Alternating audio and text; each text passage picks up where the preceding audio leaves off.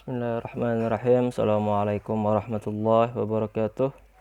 Alhamdulillah wassalatu wassalamu ala Rasulillah wa ala alihi washabihi wa mawalah ma ba'du. Yang saya hormati bapak-bapak, ibu-ibu, saudara-saudara yang terkumpul dalam sebuah acara International Conference on Islam, Law and Society 2021 yang tidak bisa saya sebutkan satu persatu, namun tidak mengurangi rasa hormat saya. Baik, pada kesempatan ini saya diberi kesempatan untuk seminarkan sebuah judul, yaitu Sinergi Orang Tua dan Guru Pendidikan Agama Islam dalam Merespon Kondisi Keagamaan Anak Sekolah Dasar pada masa pandemi di Kota Banjarmasin. Oleh saya, bernama Muhammad Taufikur Rahman dari Universitas Islam Negeri Banjarmasin, Kalimantan Selatan. Baik, pertama-tama yang kita bahas adalah semua manusia itu perlu yang namanya agama. Jadi agama ini adalah bisa kita katakan sebagai pedoman hidup, pola hidup, dan segala kehidupan kita diatur oleh yang namanya agama. Dan agama itu pun tidak bisa kita dapatkan secara langsung. Artinya perlu namanya pendidikan. Banyak agen yang memberikan pendidikan untuk seseorang sebelum dia nanti menjadi manusia. Artinya apa? Manusia itu asal mulanya dari bayi, lalu ketika dia menjadi anak-anak inilah yang harus diberikan pendidikan agama. Kenapa begitu? Karena anak-anak inilah secara memori dia, secara karakter dia, apabila kita berikan pendidikan, maka dia akan sesuai dengan apa yang kita arahkan, termasuk pendidikan agama. Nah, untuk anak-anak ada dua lembaga yang harus bahkan utama dalam pemberian pendidikan agama ini. Yang pertama lembaga informal dan lembaga formal. Sebelum nanti anak ini ke masyarakat, dia harus ditempa dulu pendidikan agamanya melalui informal yaitu keluarga dan formal yaitu sekolah. Jadi dua orang atau dua pihak inilah nanti yang akan menentukan anak ini akan menjadi seorang manusia yang taat akan agama atau sebaliknya. Oke, selanjutnya. Akan tetapi pada bulan Maret tahun 2020 itu mulai yang namanya terjadi wabah virus COVID-19 sampai sekarang. Jadi tidak ada yang mengatakan bahwa wabah ini sudah hilang, tidak ada. Artinya dari tanggal akhir Maret 2020 sampai sekarang status kita saat ini masih dalam keadaan pandemi. Ya. Dan ketika pandemi ini berlangsung, semua kegiatan baik ekonomi, apalagi pariwisata, segala macam, termasuk pendidikan, itu juga terjadi yang namanya pembatasan kegiatan. Artinya tidak diperkenankan, bahkan wajib untuk tidak memberikan banyak orang untuk berkumpul di sana, termasuk sekolah.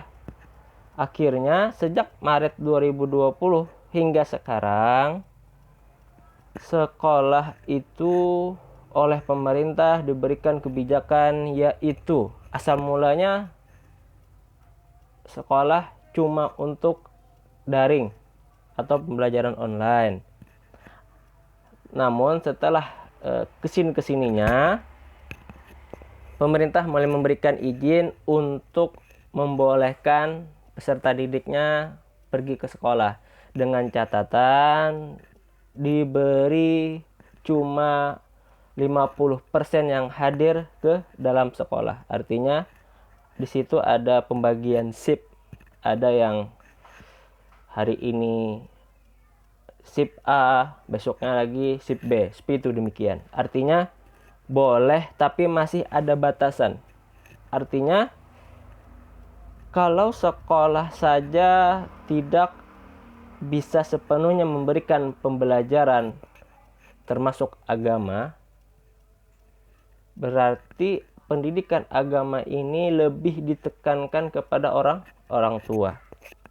Sedangkan kita tahu orang tua itu sebelum pandemi mereka menyerahkan sepenuhnya kepada guru bahwa ini anak saya titipkan. Ketika saya titipkan, tolong berikan dia pembelajaran, berikan dia pendidikan. Namun ketika pandemi terjadi, akhirnya blank. Yang asalnya tugas orang tua cuma memberi uang untuk pendidikan, tahu-tahunya ditambah dengan mendidik secara maksimal berada di rumah. Nah, jadi selama jalan 2 tahun ini kita digencar-gencarkan oleh pemerintah untuk selalu menjaga protokol kesehatan dengan mencuci tangan, jaga jarak, jangan berkumpul-kumpul, segala macam. Tapi mereka lupa ada yang namanya protokol keagamaan. Sadarkah selama 2 tahun itu apakah keagamaan anak ini meningkat? Atau jangan-jangan agama anak sekarang malah nurun drastis? Akibatnya kenapa?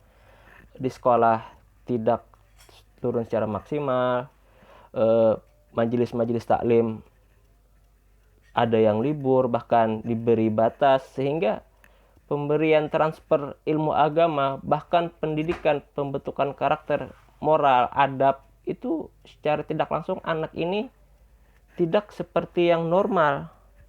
Jangan-jangan asalnya yang anak dulu bisa sholat, selama pandemi tidak ada memberikan pembelajaran, tidak ada memberikan nasihat, jangan-jangan sekarang anak tidak sholat lagi.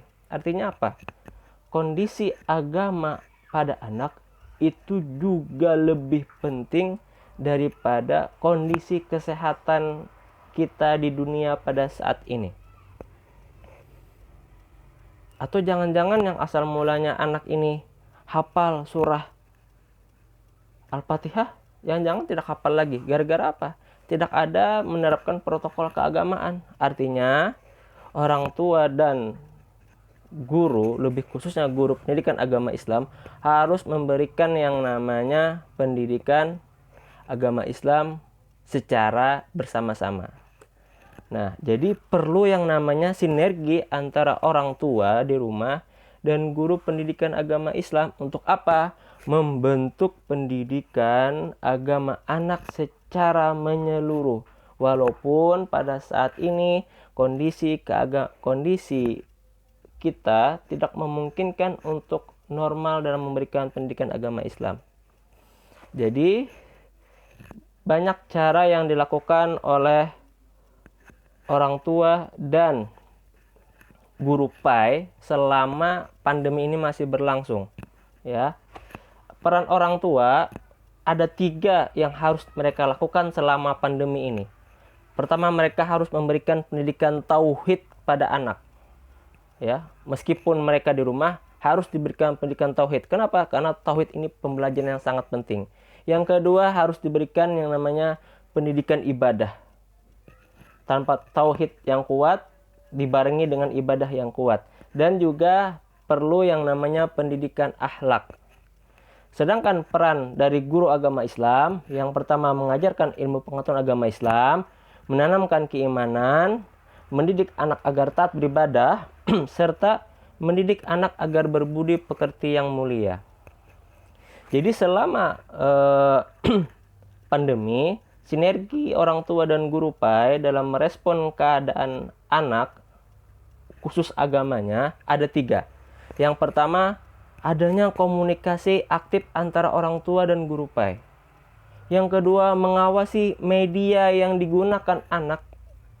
Jangan-jangan ada yang negatif sehingga harus diawasi dengan baik.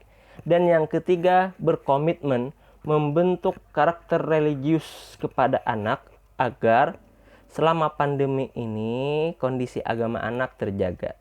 Ya, Mungkin ini saja yang dapat saya sampaikan. Mudah-mudahan apa yang kita pelajari, yang kita pahami, mudah-mudahan ada berkahnya. Saya tutup. Wabillahi taufiq wal hidayah. Wassalamualaikum warahmatullahi wabarakatuh.